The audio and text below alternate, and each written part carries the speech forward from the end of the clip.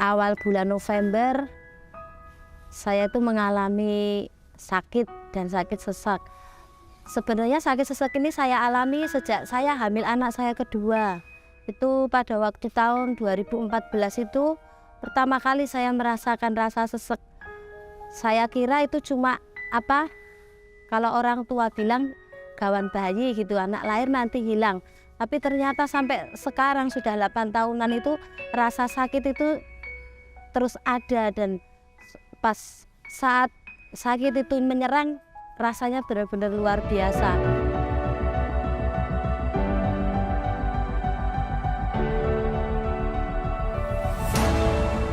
Saat hari Rabu kembali saya ke dokter itu, dokternya menyarankan untuk saya di rongsen gitu, di rongsen paru saya.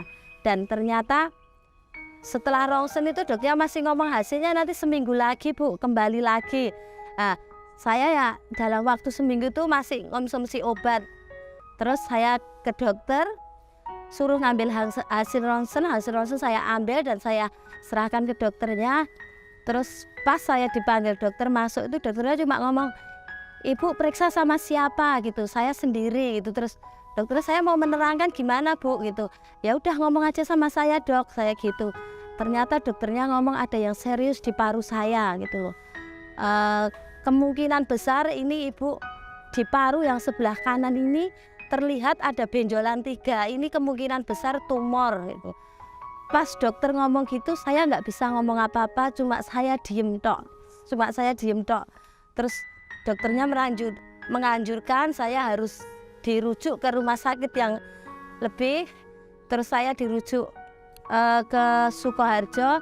Habis surat rujukan jadi saya keluar dari ruangan dokter itu cuma bisanya menangis. Saya telepon sama suami saya dan ngomong kalau saya dibilang dokter kemungkinan ini divonis sakit tumor paru-paru, saya cuma bisa nangis dan saya nggak tahu, pokoknya kacau pikiran saya, jadi bingung gitu.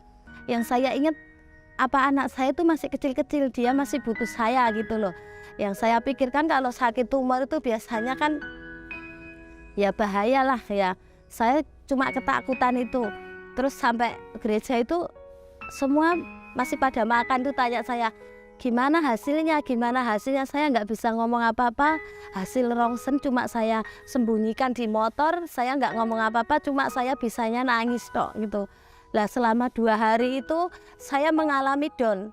Saya benar percaya juga Tuhan ada mujizat, tetapi secara manusia saya itu sangat lemah. Saya benar-benar down, saya benar-benar ketakutan gitu. Terus akhirnya berjalan 1 minggu saya ke rumah sakit yang dirujuk tadi, saya ke Sukoharjo. Terus ketemu dokternya, ternyata harus mondok, saya harus dirawat di rumah sakit gitu, harus ada tindakan lanjut, saya harus di CT scan paru saya gitu. Terus di situ saya cuma percaya Tuhan, apa yang saya alami, saya percaya Tuhan gak pernah tinggalkan saya. Bahwa sakit apapun yang ada dalam tubuh saya, Tuhan pun yang sanggup menyembuhkan saya.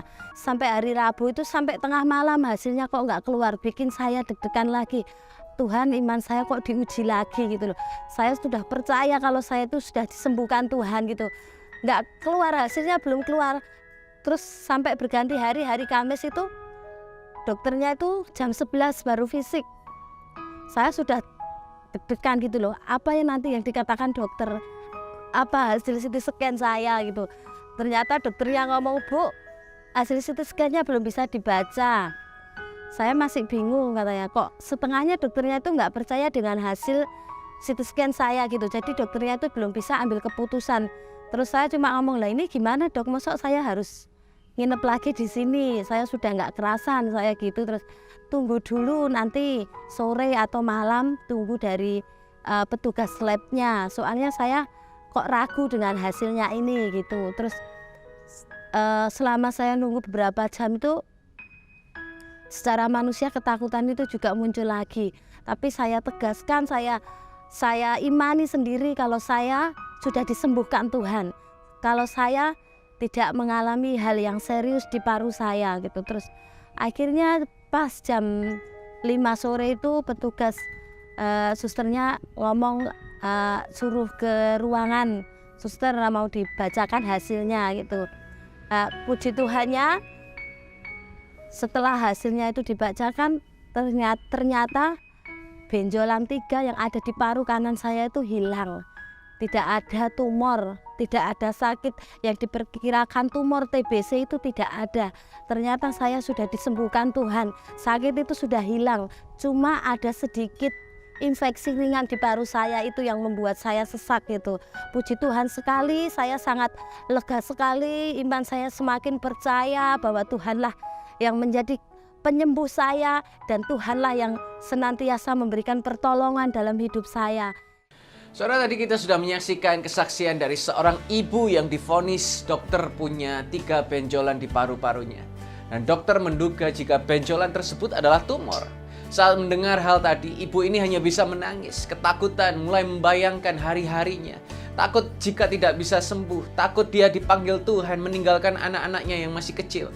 Ketika hal-hal yang tidak terduga terjadi dalam hidup kita, biasanya kita akan mengalami rasa takut dan kecil hati. Saat kita dihadapkan dengan penyakit, kesulitan, atau pergumulan, pada saat seperti itu seringkali godaan datang berupa pikiran-pikiran yang membuat kita menjadi kecil hati.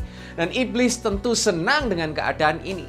Ia akan memanfaatkan untuk membuat kita menjadi pribadi yang lemah. Amsal 24 ayat 10 berkata, "Jika engkau kecil hati pada hari kesesakan, kekuatanmu terbatas." Tuhan tahu bahwa ketika kita menjadi kecil hati, kekuatan kita pun menjadi kecil. Dengan demikian kita kehilangan iman atas kuasa Tuhan yang besar. Kita akan lupa jika kita punya Tuhan yang dahsyat dan yang luar biasa. Pribadi yang memiliki hati yang teguh akan tetap kuat di tengah situasi apapun.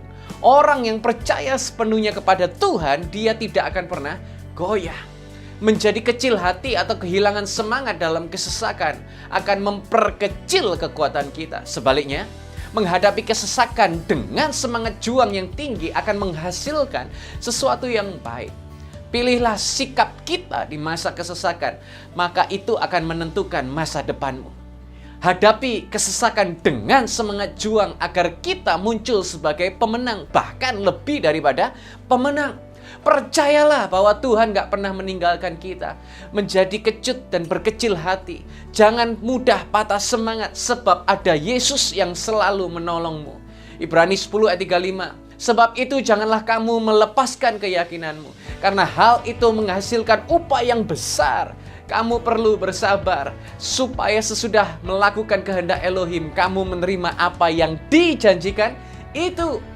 Saudara, percaya pada pemeliharaan Tuhan adalah hal yang mutlak bagi setiap orang percaya. Pada saat yang tepat, Dia pasti menolong dan memberikan jalan keluar yang terbaik. Karena itu tetaplah bersyukur dalam segala keadaan. Dan amini setiap janji Tuhan dalam hidup kita. Terima kasih saudara sudah menyaksikan tayangan Aku Terima Mukjizat. Jika saudara diberkati dengan tayangan ini, jangan lupa untuk subscribe, like, dan share tayangan ini sehingga banyak jiwa boleh diberkati. Di saudara yang baru percaya kepada Tuhan Yesus Kristus dan ingin didoakan, saudara bisa menghubungi kami melalui nomor yang ada di bawah ini. Kami rindu menjadi sahabat, menjadi mentor bagi saudara. Sampai jumpa di tayangan-tayangan kami berikutnya. Yesus Masiah, bless you.